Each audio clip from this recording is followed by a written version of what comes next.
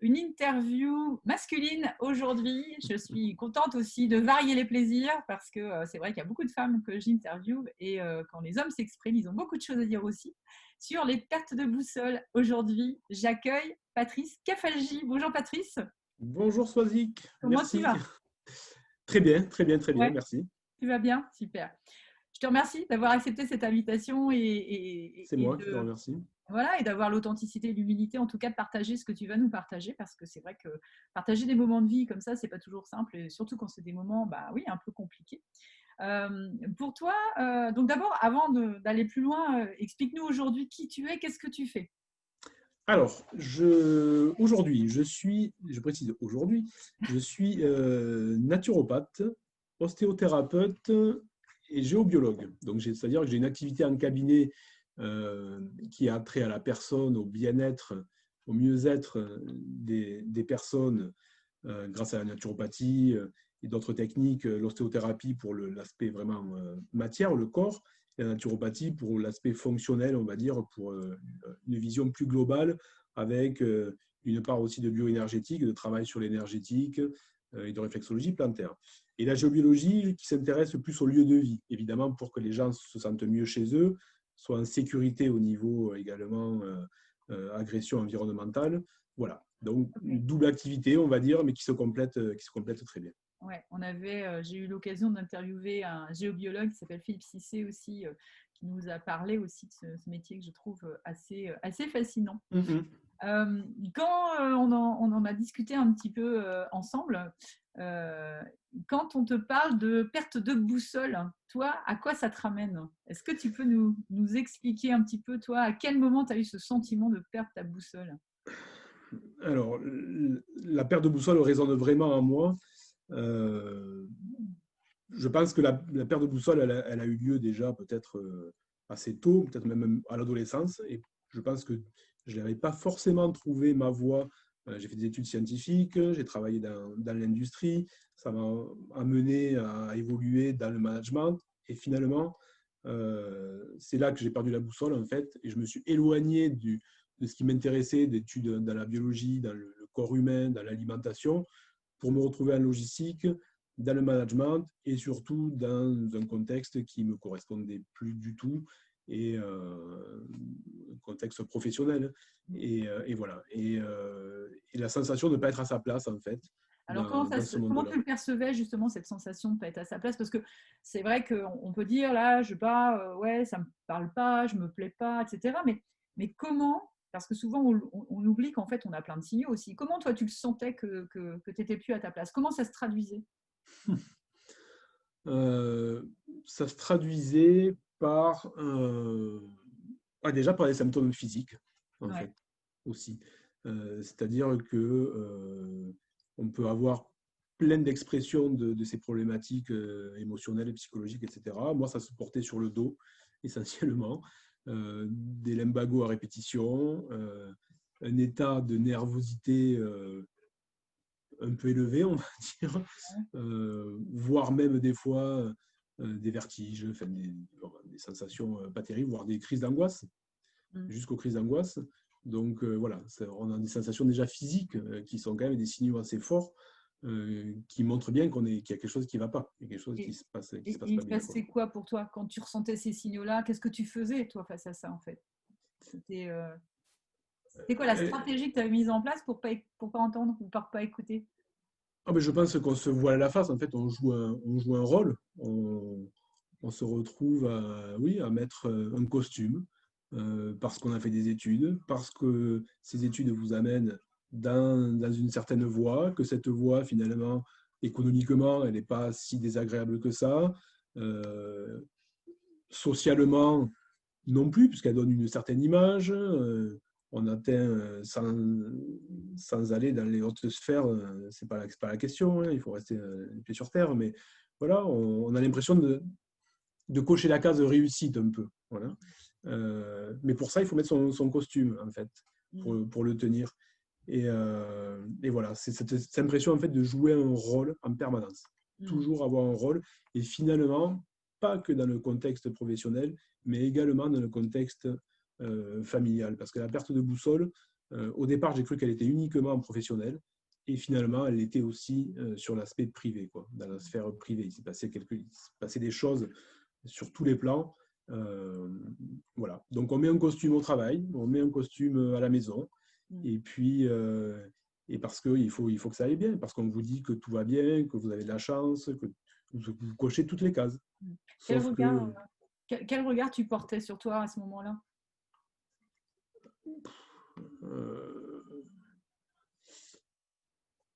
Porter un regard. Est-ce que tu étais juste dans le flow ou est-ce que tu étais quand même conscient qu'il y avait un truc qui n'était pas complètement juste, quoi? Ah non, mais j'étais vraiment conscient qu'il y avait quelque chose qui n'était pas juste. Ça ne matchait pas, en fait. Ça créait un mal-être quasi permanent. Il y avait tout le temps quelque chose. Enfin, voilà, je sentais qu'il y avait tout le temps quelque chose qui n'allait pas. Mais le problème, c'est qu'on est tellement conditionné par le fait que ce qu'on fait, parce qu'on a suivi le bon chemin, etc., c'est ce qu'il faut faire, c'est ce qu'il faut être. On doit être comme ça. Qu'au bout d'un moment, on occulte tous ces ressentis, toutes ces sensations.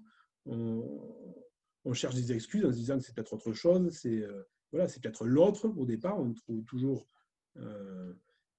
quelque chose à dire à celui qui est en face. C'est plus facile de critiquer celui qui est en face que de se remettre en question. Et en fait, le changement est arrivé avec la remise en question, surtout.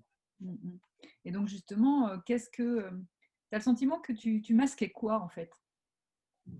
Qu'est-ce que ce masque te permettait de ne pas regarder ou qu'est-ce que tu essayais peut-être de masquer de toi, de qui tu étais? Je pense que je devais masquer certainement des blessures de l'adolescence, des choses comme ça. C'est-à-dire qu'on vit des choses dans l'enfance, dans l'adolescence, etc. Et on préfère des fois mettre une couverture dessus ou mettre le couvercle dessus. Et puis voilà. Donc, moi, je pense que c'est ça. Enfin, ça vient aussi de ça. Masquer aussi qu'on s'est peut-être menti finalement, qu'on s'est engagé dans une voie qui n'est pas la bonne, mais pour pas avouer peut-être que c'est pas la bonne, penser que c'est un échec, alors que c'est pas un échec du tout. Cette voie que j'avais prise, je regrette pas de l'avoir prise. Elle a fait ce que je suis aujourd'hui. Donc du coup, je peux pas le regretter. Il s'est passé aussi quand même plein de belles choses, mais au final, c'était pas mon chemin, c'était pas le chemin dans lequel je devais rester. Et du coup, voilà, je pense qu'on masque ça en fait. On masque la peur de l'échec ou la peur d'avouer qu'on est dans l'échec. Ouais, voilà, je pense que c'est vraiment ça en fait. C'est la peur de l'échec parce qu'on est dans un monde où même dans le côté professionnel, dans l'industrie, où il faut être performant. On cherche tout le temps la performance. On a cette culture de toujours aller plus loin, plus haut, etc. Donc, reconnaître qu'on s'est trompé, c'est reconnaître qu'on a échoué. Et je pense qu'en fait, la mascarade, elle est vraiment là, quoi. Elle était vraiment là. Ouais, j'aime bien quand tu utilises le terme de mascarade, quoi. C'est-à-dire. Oui, puis en plus, ça résonne d'autant plus dans le contexte actuel où on nous fait porter des masques. Voilà, ça me parle d'autant plus, quoi. Ouais. Et tu me disais aussi que quand tu arrivais au boulot, tu regardais, tu avais l'impression d'être dans une pièce de théâtre. Oui, en fait, c'est exactement ça. Oui. Je regardais les gens, autour de moi et j'ai l'impression qu'ils jouaient un rôle, soit en réunion, tout le temps, quoi. J'ai l'impression que les gens n'étaient pas naturels et que quand on l'était, finalement, on était en dehors de la machine, quoi. On ne rentrait pas dans le système. En fait, il fallait être formaté, quoi. Voilà. Et donc, pour être formaté, on tient un rôle. Moi, je trouvais que il y avait beaucoup des fois d'air qui était brassé, disons, beaucoup de paroles qui étaient parlaient beaucoup pour agir peu finalement. Et voilà. Et plus on jouait un rôle, plus on était capable de tenir un rôle, de jouer la comédie, et mieux on était perçu finalement. Ouais. En fait, j'ai l'impression que c'était quasiment la condition première pour évoluer, pour Voilà, c'était vraiment ce côté-là qui me gênait. C'est-à-dire que le savoir-être, finalement, un peu plus humain et le savoir-faire technique, finalement, passe au second plan, quoi. Ouais. La priorité, pour moi, c'était finalement c'était de savoir tenir un rôle pour donner une image plus importante que ce qu'on est réellement, quoi. Et donc, il s'est passé, ça a été quoi, toi, le moment? Qu'est-ce qui a peut-être déclenché ce moment où tu t'es dit, cette fois, ça suffit, ce masque, j'en veux plus, je le laisse tomber et il est temps que je m'autorise à écouter ce qui se passe en moi, en fait. Alors, ça a été un moment très précis, en fait, oui, très précis. Ça s'est passé pendant une réunion d'encadrement, une réunion de management, où j'ai vécu une agression qui m'était dirigée, quoi, qui était dirigée contre moi, qui n'était pas la première, c'était assez fréquent, mais ça a été celle de trop, en fait. Je pense que j'avais fait déjà un chemin, un chemin d'évolution, en tout cas personnel, qui a fait que voilà, c'était plus possible. Enfin, subir une agression encore comme ça, pour moi, on ne va pas travailler, on ne peut pas travailler dans ce contexte-là. Et quand on est un peu à la marge, finalement, parce qu'on ne rentre pas dans le moule, parce qu'on n'est pas formaté, au final, on se met forcément en opposition, ou pas, mais en tout cas, moi, je me suis retrouvé en opposition parce que je ne supportais pas, des fois, le manque d'équité, l'injustice, etc. Et voilà, l'hypocrisie aussi, beaucoup. Et lié du coup à ces rôles qu'on tient, ces masques qu'on met, voilà. Alors qu'il suffisait peut-être des fois de dire les choses un peu plus clairement. Et voilà, donc cette agression pendant cette réunion a joué le rôle d'électrochoc. En fait. Je suis resté très calme. Je l'ai prise de façon très calme, extérieurement. Par contre, intérieurement, physiquement, j'ai senti ça bouillonner. Ouais. Je tremblais de l'intérieur, en fait. Je ne tremblais pas de l'extérieur, je tremblais de l'intérieur. Et du coup, l'après-midi, c'était un vendredi, l'après-midi, je suis resté encore à mon poste dans l'après-midi, puis je suis parti pas très tard. Et le week-end, en fait, m'a servi de sas de réflexion. Et dans le week-end, j'ai réalisé que je ne pouvais plus y retourner. C'était plus possible. Alors, on appelle ça un burn-out, on appelle ça peut-être un bore-out, parce que je m'ennuyais énormément, finalement, malgré des fois la charge de travail. C'est un travail qui m'ennuyait.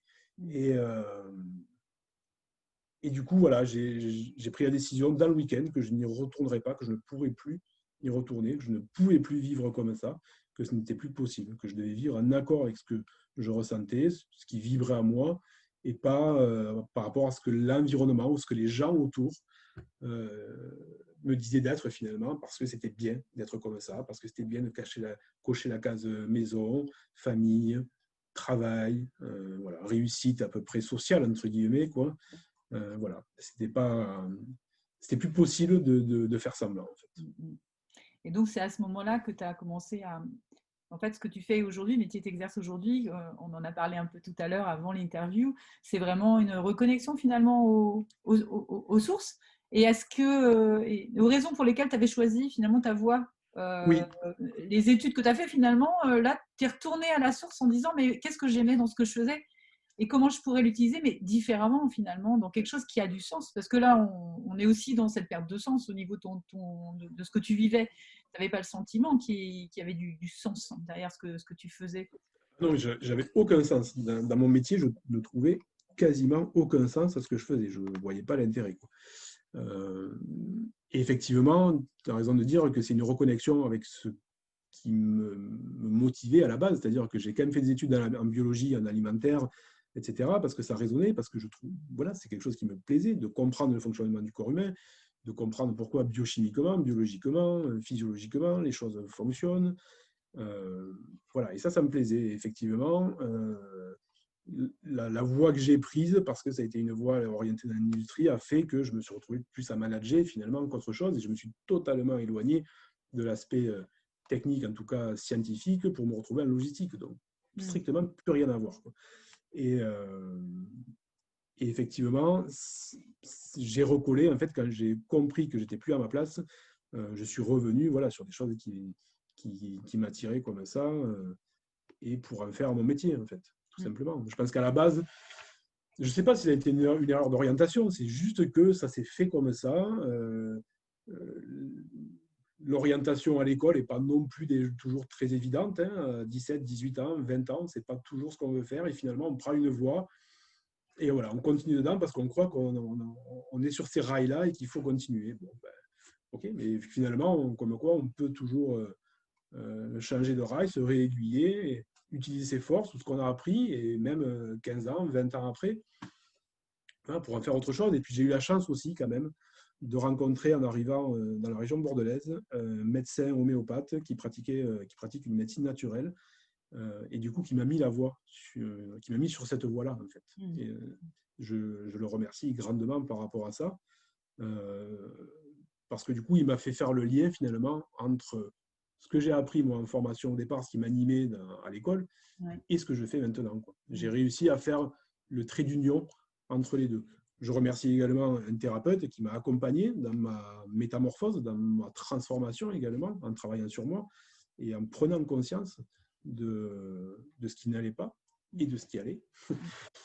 Et puis je peux remercier également la personne qui a déclenché en réunion, qui m'a agressé en réunion comme ça et qui finalement a déclenché ma reconversion, ma transformation et qui m'a permis de retrouver ma boussole. Exactement. Mais ouais. Ça c'est vachement important ce que tu dis parce que quand on vit ces événements-là, sur le moment, effectivement, on a l'impression que c'est la faute de l'extérieur, etc. Mais finalement, c'est au contraire, quand on peut dire merci aux gens qui nous ont obligés en fait à prendre des décisions, à nous remettre en cause, à nous faire face à nos limites, etc. À un moment donné, c'est dire mais merci quoi. Si tu m'avais pas engueulé, si tu m'avais pas, tu vois, moi je pense à mon ex-mari, s'il n'était pas parti, etc. Moi sur le coup, tu vis mal les trucs et t'en veux à l'autre, etc. Mais finalement, tu dis mais finalement c'est un cadeau ce qu'il m'a fait quoi. Ça a été un vrai cadeau quoi. Complètement, ouais. C'est exactement ça. C'est un vrai cadeau. Et quand tu dis qu'effectivement, quand on arrive à dire merci et à reconnaître reconnaître, c'est déjà qu'on a bien avancé en général. Après, voilà, un point important aussi, c'est de ne pas chercher la solution. Au départ, on tente de chercher la solution chez l'autre, en face. C'est-à-dire que l'autre est tout le temps le problème, en fait. Et ça, c'était ce qui m'est arrivé dans le travail, ce qui m'est arrivé aussi dans ma vie privée avec mon ex-compagne. Je pense que tant que j'étais pas bien, en fait, c'est tant que je cherchais la solution chez l'autre. Et à partir du moment où on commence à travailler sur soi et à comprendre qu'en fait, la solution, elle vient pas de l'autre, le problème ne vient pas de l'autre, le problème vient de soi, et que la solution, on l'a en nous, la transformation s'est faite à partir de là. C'est pas fait, évidemment, en claquant des doigts. Mais au contraire, dès que l'extérieur bloque à un moment donné, ça veut dire qu'il nous renvoie à quelque chose d'intéressant à regarder, justement. Et c'est ça qui est chouette, c'est de transformer le regard qu'on porte sur l'extérieur, quoi. Oui, en général, quand quelque chose nous énerve, c'est que ça vibre en nous aussi, qu'il y a quelque chose à régler chez nous, quoi. Et voilà, et cette transformation, elle s'est opérée comme ça. Et voilà, le déclencheur, ça a été une réunion au travail, mais le travail, en tout cas, la transformation s'est opérée 2-3 ans peut-être avant, même déjà. Elle a commencé 2-3 ans avant jusqu'à atteindre une certaine maturité pour comprendre que finalement, ce qui n'allait pas, mais voilà. Et le chemin n'est pas terminé. Et moi, j'ai envie de dire, j'aimerais terminer avec justement cette notion qui est quand même essentielle parce qu'on a parlé de sens. Aujourd'hui, justement, au-delà de ce que tu fais, parce que voilà, on peut faire un métier et tu l'as vécu, on peut tous faire plein de métiers. Et qu'est-ce qui va nous faire continuer et avoir envie de poursuivre, de développer à notre manière aussi le métier qu'on fait? C'est bien le sens qu'on y met et ce à quoi on a le sentiment de contribuer à travers ce métier. Donc, est-ce que ça te parle, ça? Comment est-ce que tu vois les choses par rapport à ce que tu fais aujourd'hui? Alors, ma reconversion, moi, est relativement récente. Je l'ai opérée j'ai commencé une reconversion il y a à peu près 3-4 ans, et du coup, par plusieurs formations, etc., etc. Donc, je suis tout jeune dans mon métier. Donc, du coup, il y a encore plein de choses à faire et ma boussole est en train encore de s'orienter. Je n'ai pas encore défini le cap précis. Il y a un cap général, et quand bien même j'en définirais aujourd'hui très précis, il n'est pas impossible que dans 6 mois ou dans un an, il varie un petit peu et qu'on aille ailleurs. Rien n'est permanent sauf l'impermanence. Donc, voilà, rien n'est figé, le champ des possibles est infini. C'est ça qu'il faut arriver à comprendre et surtout à intégrer, parce qu'on a beau le savoir, il y a des moments où on a quand même des blocages qui sont encore là. Voilà, et donc aujourd'hui, ce que je peux apporter, ce que je souhaite apporter, moi, c'est un accompagnement aux gens qui viennent me voir pour se sentir mieux, pour dépasser leur mal-être, pour aller dans le bon sens. Maintenant, l'accompagnement que je propose aujourd'hui ne sera peut-être pas le même que celui que j'apporterai demain. Voilà. Mais après, il y a quelque chose aussi d'important, c'est-à-dire que aider les gens, c'est une motivation. Les accompagner, c'est vraiment une vraie motivation pour qu'ils aillent mieux. Mais il faut être honnête, c'est que ce n'est pas uniquement de l'altruisme à 100%. C'est-à-dire que quand j'accompagne les gens et quand les gens vont mieux et quand les gens me renvoient, enfin me font un feedback en me disant ça m'a fait du bien, je suis beaucoup mieux, merci, etc. Moi, ça me fait du bien aussi. Donc, en fait, c'est un échange. C'est pas juste j'accompagne les gens parce que c'est mon chemin de vie et que j'ai été frappé par la grâce pour accompagner les gens.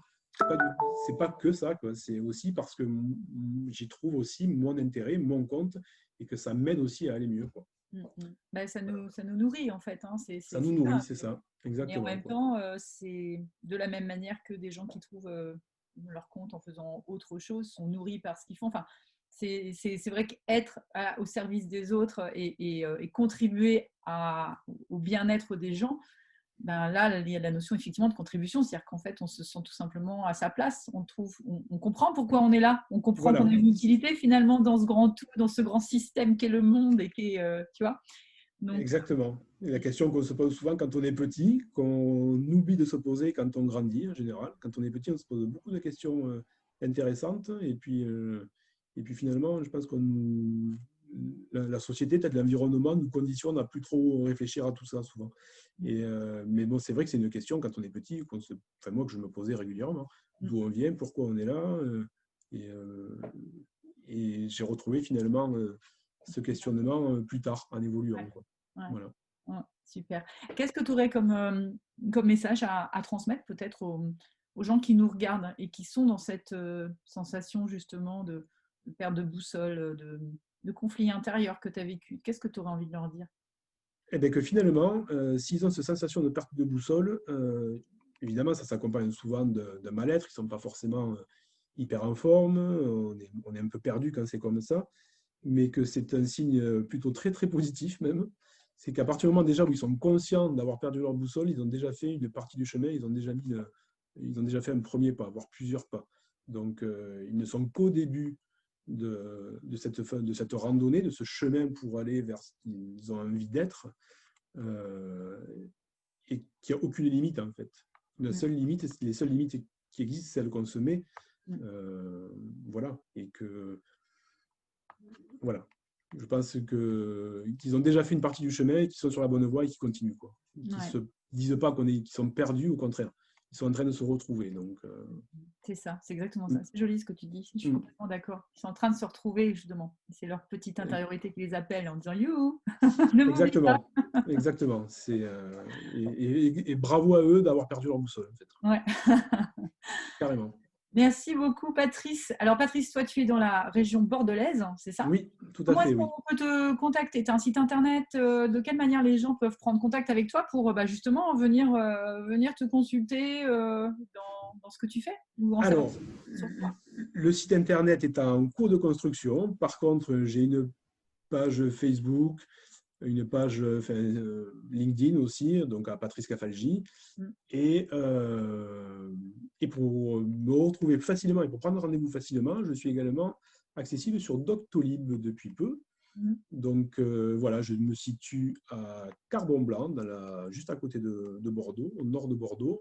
Et j'ai également la possibilité de réaliser des consultations dans un studio de yoga à Venutières, à Bordeaux, qui s'appelle le studio Yoga Sana, un très joli studio. Et ben voilà, super. Voilà. Eh ben écoute, en tout cas, ils sont ravis de venir vers toi. Et s'ils ont Bah, perdu leur écoutez, boussole et qu'ils veulent t'en parler, ils ont le droit de venir te voir aussi. je serais ravi de les accueillir et de les aider du mieux que je peux. Voilà. Ok, bon, super. Bah, écoute, Patrice, vraiment, je te remercie énormément d'avoir accepté cette invitation, de t'être livré ainsi. C'est vraiment C'est moi chouette. qui te remercie de m'avoir donné cette opportunité qui m'a fait du bien également. Mais c'est ce que me disent les gens, en Donc, fait, à la fin. Ils disent voilà. ah, mais en fait, ça me fait du bien. Et puis, Ben tiens, oui. finalement. Ouais, bon, bah, c'est Donc, chouette. merci Tant beaucoup, mieux. Swazik. C'était vraiment très agréable. Bon, super. Voilà, Spéléo, c'était donc cette nouvelle interview. Donc, bien évidemment, si vous l'avez aimée, vous avez envie de la commenter, de la partager aussi autour de vous. Vous avez peut-être autour de vous, dans votre entourage, des gens qui ont perdu leur boussole et qui auraient besoin d'avoir ce genre de témoignage pour les aider à avancer. Donc, n'hésitez pas à leur partager. Et puis, toujours en téléchargement gratuit vous allez avoir un lien dans la vidéo. Et puis, sur mon site internet également, le cahier J'ai perdu ma boussole, où vous allez retrouver votre cap en suivant 4 étapes fondamentales de la spéléologie intérieure. Voilà, je vous souhaite une très belle journée et je vous dis à très vite. Salut les spéléos!